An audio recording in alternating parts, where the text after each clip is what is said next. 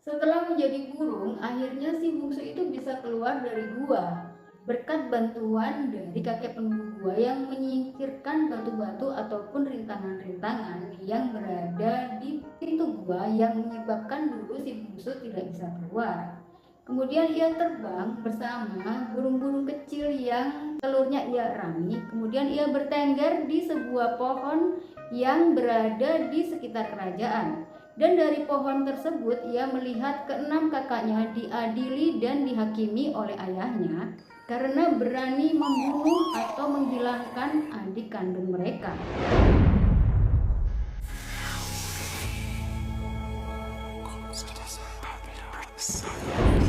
Assalamualaikum warahmatullahi wabarakatuh. Terima kasih ya buat kamu yang udah balik lagi ke channel ini. Dan buat kamu yang baru pertama kali menemukan videoku, salam kenal. Perkenalkan, namaku Wulan. Dan channelku ini berisi tentang cerita-cerita atau kisah-kisah apapun yang ada di sekitar kita dan yang ada di kehidupan ini. Dan di malam ini aku akan kembali membawakan sebuah cerita rakyat atau legenda. Kali ini aku akan membawakan sebuah cerita rakyat yang berasal dari daerah Sambas, Kalimantan Barat. Lebih tepatnya berasal dari suku Dayak, yaitu legenda mengenai asal-usul burung ruai. Kamu tahu nggak guys, kalau burung ruai ini adalah burung endemik dari Kalimantan Barat. Artinya burung ruai itu hanya bisa kita temui di Provinsi Kalimantan Barat saja. Dan burung ruai ini dikenal memiliki warna bulu yang sangat indah. Dan selain warna bulunya yang indah, burung ruai ini juga dikenal dengan gerakan-gerakan yang menyerupai gerakan tarian yang sangat cantik. Yang kemudian gerakan-gerakan itu menjadi inspirasi bagi orang-orang di suku Dayak yang kerap kali menyaksikan keindahan tarian-tarian burung ruai ini. Kemudian mereka angkat menjadi atau mereka jadikan sebuah tarian tradisional yang sangat memukau tapi juga sangat syarat aura mistisnya. Dan orang-orang di suku Dayak ini kemudian menggunakan bulu-bulu burung ruai yang sudah rontok. Mereka jadikan perhiasan di kepala, yaitu di mahkota, juga dijadikan perhiasan untuk baju adat tradisional mereka. Seperti apa sih asal-usul dari burung ruai ini? Sebelum aku melanjutkan ceritaku, aku mau berterima kasih buat kamu yang selalu nontonin video aku dan selalu setia untuk mendukung channel ini. Dan buat kamu yang baru pertama kali menemukan videoku, dukung terus channel ini ya, supaya aku bisa terus menceritakan kisah-kisah atau hal-hal yang ada di sekitar kita, yang ada di kehidupan ini, yang mungkin kamu belum pernah dengar atau mungkin kamu belum pernah tahu sebelumnya. Jangan lupa untuk tekan tombol subscribe, like, komen, dan nyalakan notifikasi loncengnya supaya kamu nggak ketinggalan cerita-ceritaku. Jadi gimana sih ceritanya tentang asal-usul burung ruai ini? Simak terus ceritaku sampai selesai ya. Jangan di skip-skip supaya kamu nggak gagal paham. Pada zaman dahulu, di sebuah kaki gunung Ruai, tepatnya di daerah Sambas, Kalimantan Barat, terdapat sebuah kerajaan kecil. Kerajaan itu dipimpin oleh seorang raja yang adil dan bijaksana. Dan sang raja ini memiliki 7 orang putri yang sangat cantik-cantik. Sayangnya, permaisuri atau istri sang raja ini sudah lama meninggal dunia, yaitu sejak putri mereka si bungsu masih kecil. Dari ketujuh putrinya tersebut, si bungsulah yang memiliki sifat yang paling baik budinya jika dibandingkan dengan keenam kakaknya yang memiliki perangai sangat buruk. Kakak-kakaknya itu memiliki sifat pemalas dan mereka itu suka membantah perintah ayahnya. Jika dibandingkan dengan keenam kakaknya, si bungsu itu justru paling rajin dan dia itu sangat berbakti kepada orang tua. Hal itu yang menyebabkan ayahnya itu sangat menyayangi putrinya yang bungsu itu. Dia itu kerap memarahi keenam anaknya yang lain, tapi jika dengan si bungsu, si ayah itu justru sangat sayang dan sangat memanjakan si bungsu. Dan karena itulah keenam kakak dari si bungsu itu akhirnya menjadi iri dan mereka suka atau mereka sering banget mencelakai atau membuat susah si bungsu ini. Suatu hari, sang raja harus keluar istana untuk melihat secara langsung kondisi dan situasi dari rakyatnya. Maka sang raja atau ayahnya itu berpamitan kepada ketujuh putrinya. Dan kepada tujuh putrinya itu sang raja atau ayahnya itu berpesan agar mereka bersikap baik dan tidak membuat kekacauan. Maka pergilah nih sang raja keluar dari istana kan. Nah, melihat adanya kesempatan yang baik ini, keenam kakaknya yang jahat itu kemudian ngerjain adik bungsu mereka. Adik bungsunya disuruh melayani kakak-kakaknya lah, kemudian tugas dan kewajiban dari kakak-kakaknya itu diberikan kepada adiknya. Kan setiap anak atau setiap putri itu kan dapat tanggung jawab dan kewajiban masing-masing. Nah, kakak-kakaknya itu melimpahkan tanggung jawab dan kewajiban mereka itu kepada adik bungsu mereka. Ternyata tanpa pengetahuan sang raja, keenam putri itu kerap kali memperlakukan adik bungsu mereka dengan gak baik.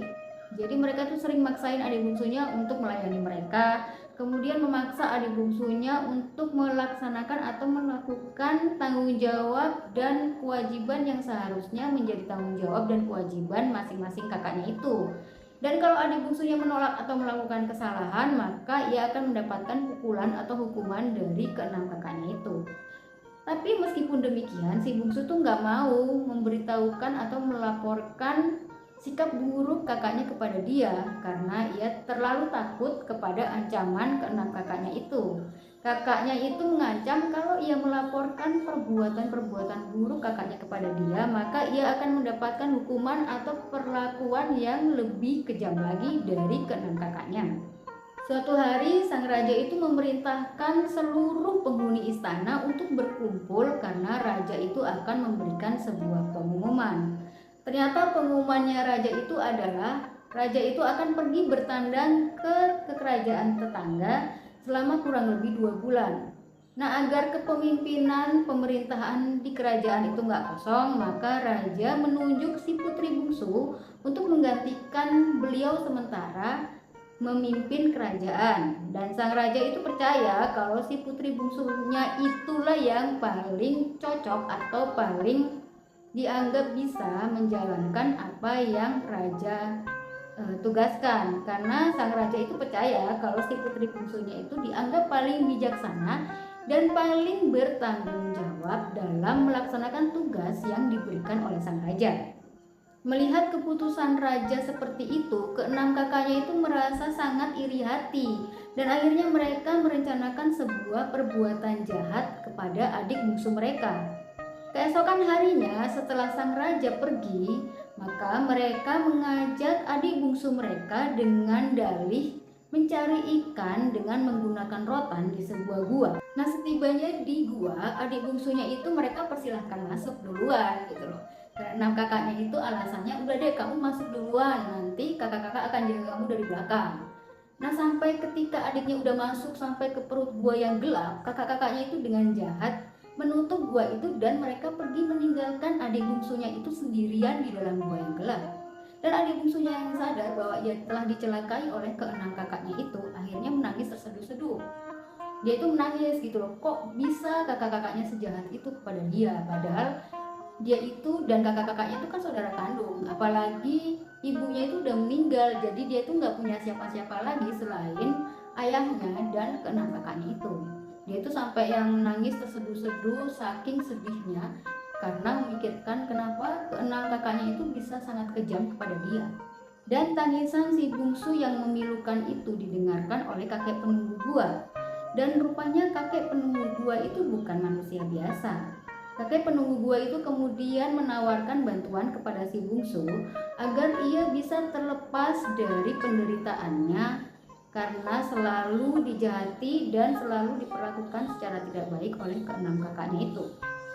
Kemudian sang kakek itu pun berkata, "Tenanglah cucuku, aku akan membebaskanmu dari semua penderitaan. Namun kamu akan menjadi seekor burung dan air matamu akan menjadi telur-telur yang akan menemani keseharianmu ketika telah menetas menjadi burung-burung." tutur sang kakek. Dan benar saja, tetesan air mata si bungsu itu kemudian berubah menjadi telur-telur. Dan si bungsu itu tubuhnya berubah menjadi seekor burung dengan bulu yang sangat cantik dan rupawan sesuai dengan rupa asli si bungsu. Dari situlah masyarakat Kalimantan Barat percaya kalau burung ruai yang cantik itu konon merupakan jelmaan dari putri seorang raja yang bernama Putri Bungsu.